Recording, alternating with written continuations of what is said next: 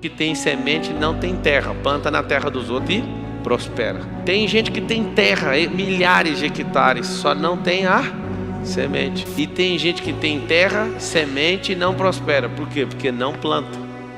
Eu vou contar uma das 7 leis do aniversário da prosperidade. Eu comecei a ficar louco olhando para o Salomão. Eu queria entender quem era o Salomão e como ele comprou esse tanto de semente. Ele ficava olhando para a águia voava por cima da tempestade. Ele falava, isso aí é um negócio muito forte. Aí eu olhava para a formiga e olhava para isso. Aí eu descobri um código. Pelo amor de Deus, aprende isso aqui. Chama-se contemplação. Esse é o código do Salomão. Ele só parava na natureza. Leia Provérbios depois de assistir essa aula aqui. Ele olhava para a natureza e falava, é isso. Ele falava, que sabedoria é essa da formiga? Não tem chefe, não tem líder, não tem... Ele não falava crachá porque não tinha na época, eu já falo hoje. Mas olha isso aí, ó.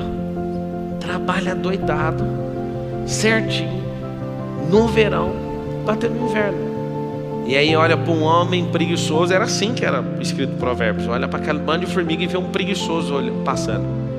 Aí ele via outro cara, quando pegava fumaça no olho e falava, aí ele já começava a falar do preguiçoso. Provérbios é mostrar os princípios sendo aplicados, é a vida de alguns funcionando e de outras não. Por isso ele fala muito de tolo. Quando você vê eu dando explicação sobre transbordo, também não ouvi da boca de ninguém. Foi um dia num rio, eu querendo entender como é que funcionavam os rios. As melhores lógicas que eu já descobri da natureza foi fazendo aquela palavra lá, ó, parando e olhando. Meu Deus, não é possível. Isso aqui não precisa ser da NASA, não precisa estudar no MIT, não precisa estudar em Harvard, precisa só ser simples. Jesus deu um código. E aquelas crianças? O reino é delas. E se vocês não forem como elas, vocês não conseguem entrar. Aí eu fui tirar conclusões. Será que eu preciso ser infantil? Não. Preciso ser simples como criança. A criança olha com muita simplicidade para tudo e você complica demais pelo seu excesso de bloqueio e de trauma. Olha com contemplação e com simplicidade que você vai achar o âmago. É lógico. Faz só isso. Contemplação. Então, a sabedoria é uma semente. Pablo, eu não consigo prosperar. Eu sei por que você não prospera. Porque você não tem a semente.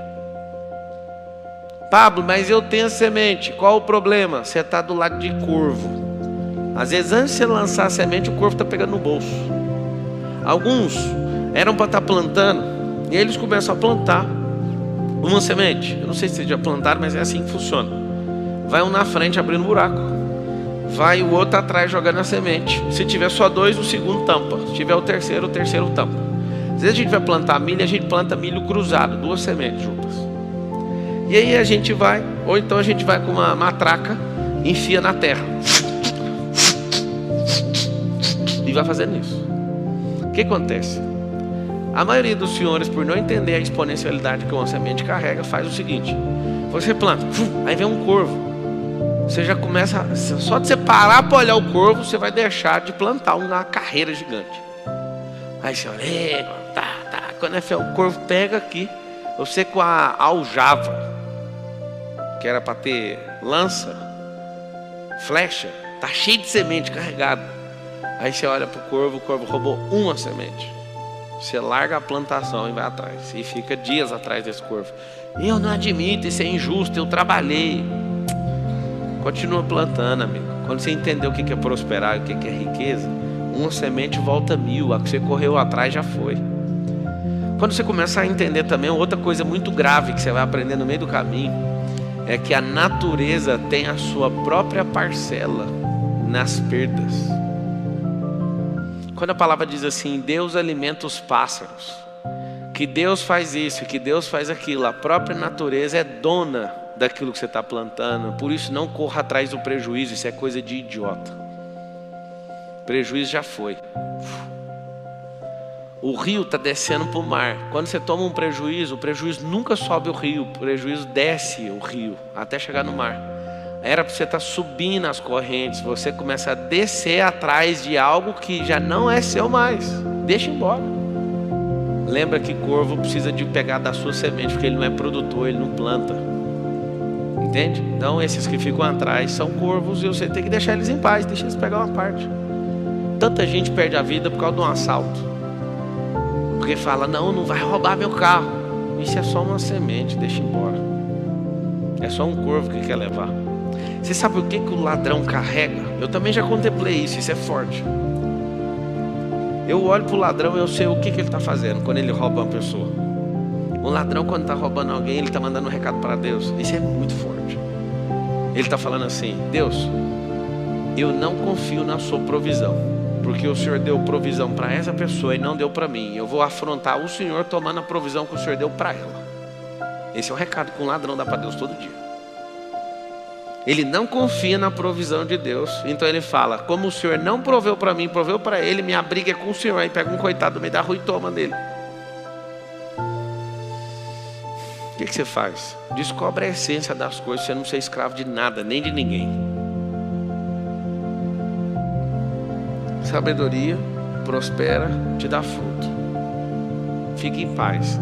Quem não produz vai te roubar. Só que você produz tanto que isso não serve de nada, essas pessoas te roubando. No percurso você não pode parar. E a maioria desiste. Prosperidade é crescer, ponto final. Quando a gente falar de princípio, nós estamos falando de uma coisa: matéria-prima da criação. O que é o alvo que eu quero que você tenha no seu coração antes de virar esse ano? Para você prosperar igual um foguete. Dinheiro é escravo, só que depende da posição que você está em relação a ele. Por que ele é escravo? Porque ele trabalha para mim, não tem férias, ele tem que reproduzir. Eu bato nele o tempo inteiro. Escravatura só funciona para dinheiro. Dinheiro fala assim comigo: eu estou querendo dar uma volta. Vai voltar com mais quantos?